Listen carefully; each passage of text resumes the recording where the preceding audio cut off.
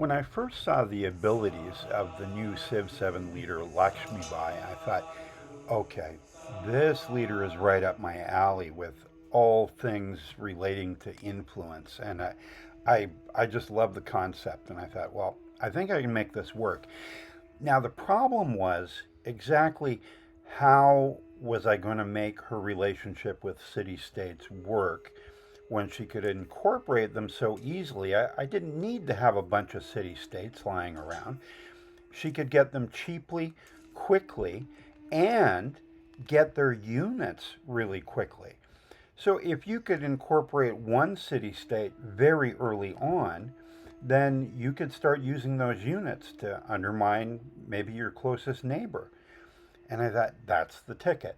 So we're going to incorporate early, incorporate often. That was the plan. And I hadn't used that with another leader before because there hadn't been that extra incentive of those spare units. So that was the plan. And we'll go through all the different ways it went wrong. And I did make two attempts. And I'll talk about the first attempt a little bit, but we'll mostly focus on the second attempt, which wasn't a total fiasco. Okay, so let's go to setup.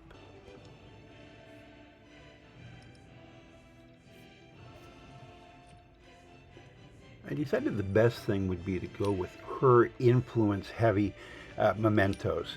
And I wasn't really going to use the military one, the +2 combat strength for defense, because I didn't plan on playing defensively very much. So this seemed like a great idea. Just go heavy on influence out of the gate.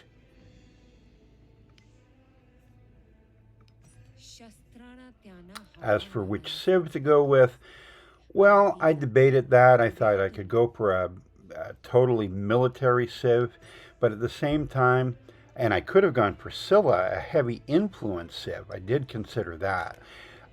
Kill two birds with one stone, but I want to look at Scylla a little more closely all on its own later, so I didn't do that. The Moria, on the other hand, were a little more interesting to me. Assyria, I played a lot with Assyria, and they're probably sick of me. So the Moria, though, with that combination of happiness and some military strength, I thought that could be a good fit with an influence-heavy leader. So let's try that. And then I did my normal setup, and I nerfed the independent powers, ironically. And then we're just into it.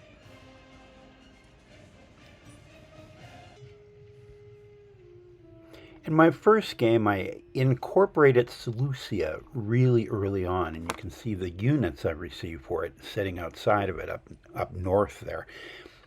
And I thought, Catherine's looking a little weak. Maybe I'm going to go in that direction. But I had also managed to incorporate another town on the other side of Ashoka. And so I had units on both sides of his city. Unfortunately, I didn't realize right away that it was his capital city.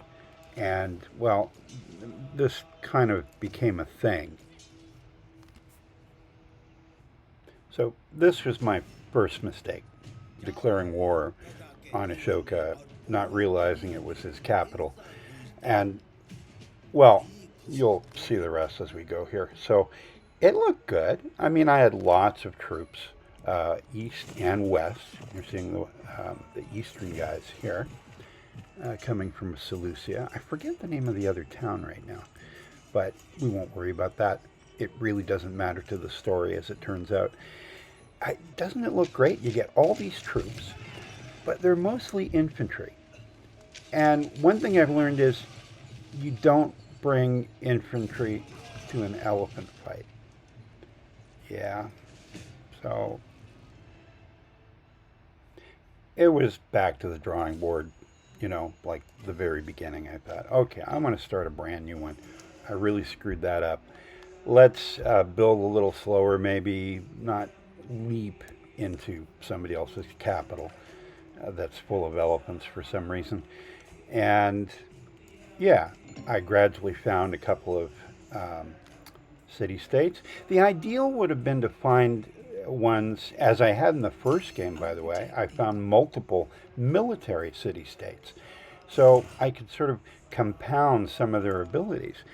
In this case, I didn't have the same kind of luck. The next one I found was an economic city-state, and I thought, okay, we'll see what we can do with this. Um, and really, it came down to which one do I incorporate first, and I thought about that a little bit. Meanwhile, went around meeting the locals, as one is, want to do.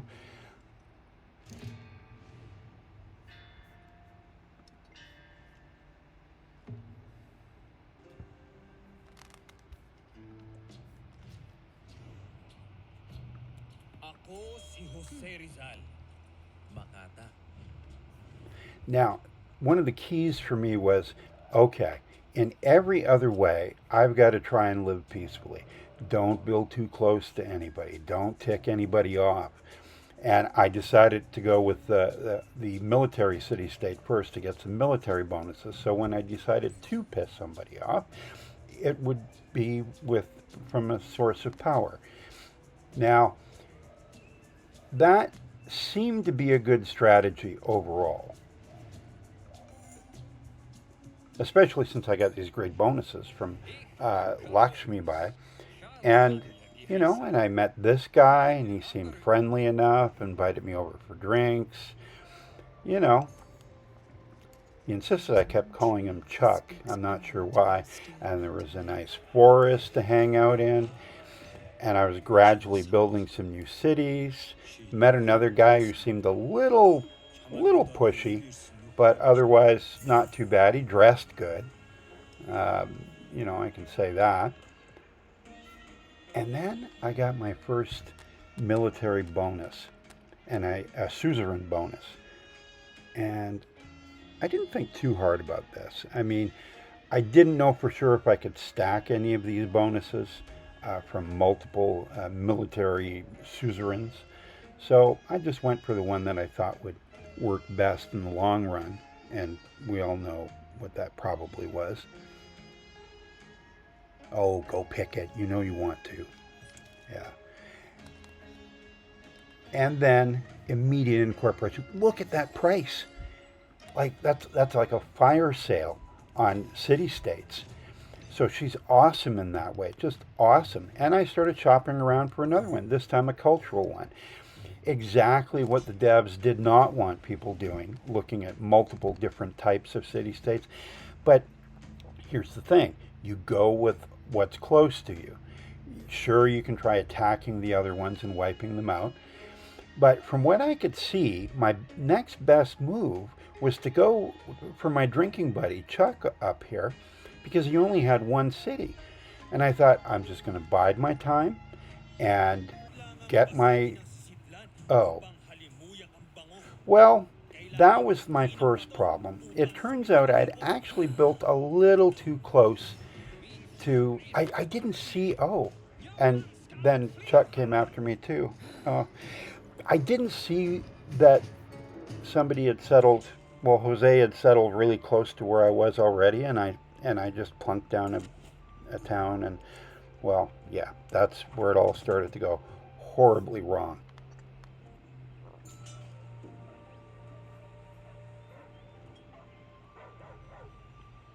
And next thing I know, my capital is my most endangered settlement. But on the bright side, I could always, learn how to not make friends and get influence from people. So you can see getting some influence there. I do like that. It reminds me very much of Napoleon's ability to harvest culture from his victims. It's kind of cool. The influence adds up a little bit, and of course, it's going to be her main tool in every game. So you can see I just like showing it because, well, influence is fun. And I still kept trying to build. I wasn't just going to suzerain my way into an empire. Although I say that, and I have another opportunity to do just that.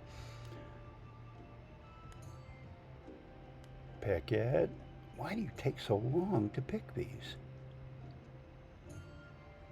Uh-huh. No, yeah. Okay. I get frustrated with my in the past self. Okay, look at that discount again. I love that. The easy pickups of these city states and then getting the bonuses of their military hanging outside their town when you get them. Oh, look, influence and experience at the same time. It's a combination that can't be beat. Well, at least most of the time, if you play right.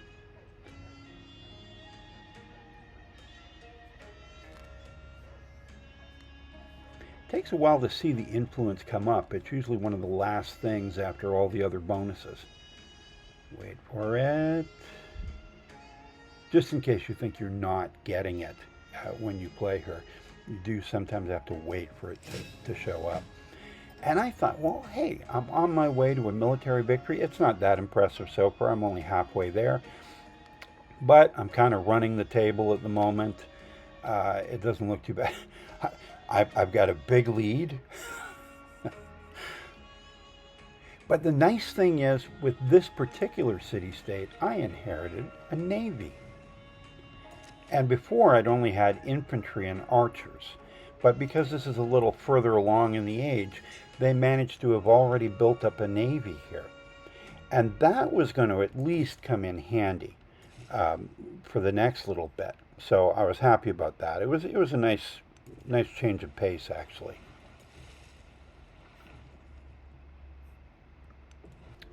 And I was paying attention to the devs and to my own recent games, actually, even before the update. I was starting to use towns a lot more. I even did a video about it because I really started to see the value of them in the overall gameplay. And Jose comes to me at exactly the wrong time when I look over everything and I realize, oh, I can't do this right now.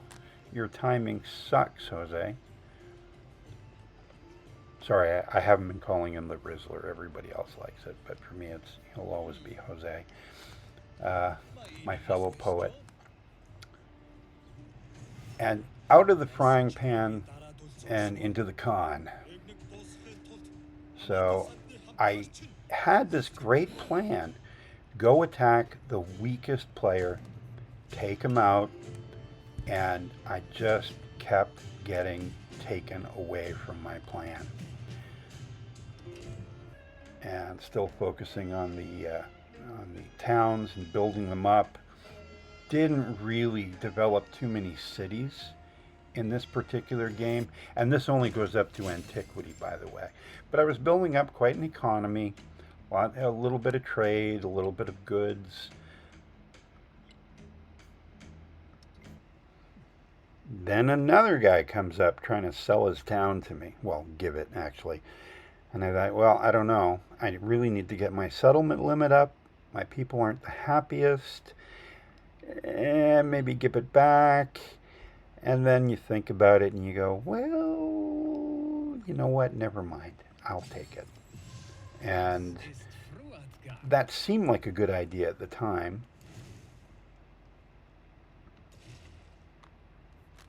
Meanwhile, I had my navy working overtime with Genghis Khan.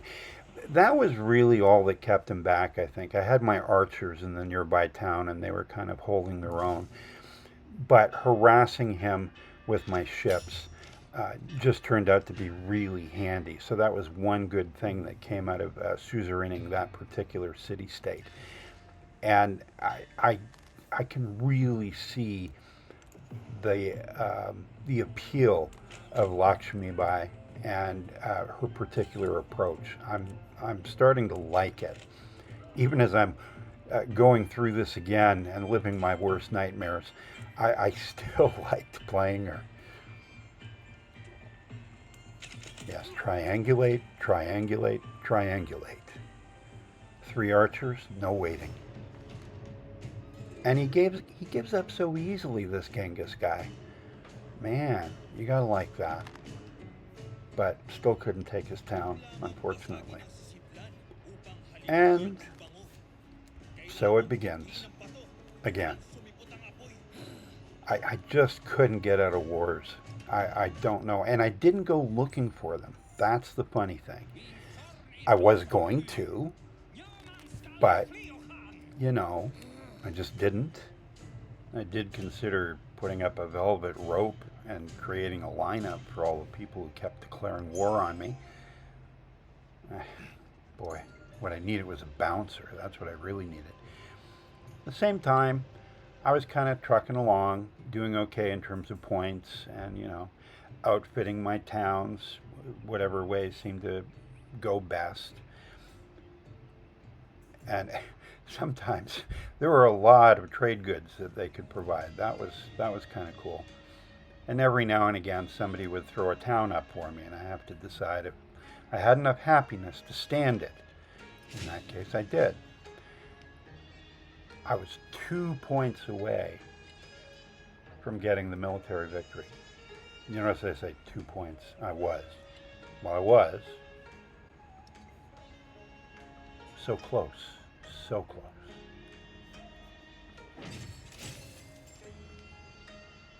And I actually was getting close to the economic victory as well. So overall, I was doing pretty good. Constantly had to make decisions about which towns to keep and throw back. And as we all know, it's really hard to throw them back, no matter how unhappy it's going to make everybody else in your empire. And yet, I still found the willpower to do it. Yeah. Don't thank me. It just hurts more when you thank me. And another suzerainty. Is that a word? I never even bothered to look that up. I doubt it. Sounds made up. Suzerainty. Serenity meets, I don't know. And yeah, I always liked this gem. I can't do without that. But look at the unhappiness start to pile up at the end of the age. I got exactly the wrong crisis for my particular crew.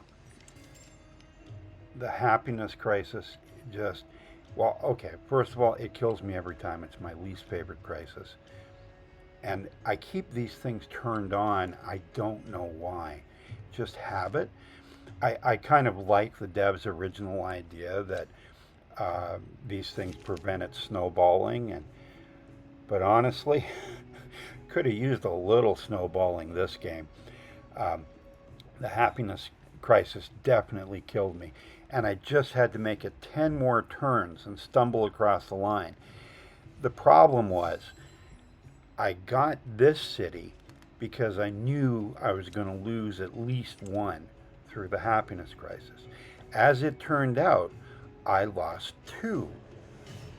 But I gained that one you just saw me take on the 10th turn, right before the entire age ended. So just in the nick of time, I got back to having, one less city than I started out with before all this mess started. And now I had elephants. How do you like that? Okay, that felt good actually. A little satisfying. A tiny bit of payback for an entirely different game that this guy it wasn't his fault at all. But still, it feels good.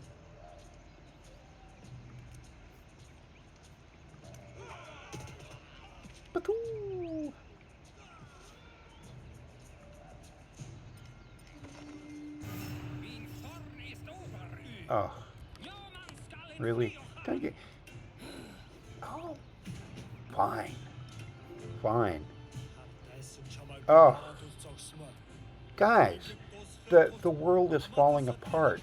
Why are we attacking each other? Can't we all just live together for the end of antiquity? It didn't seem that way. Oh, please just end it. Oh, thank you.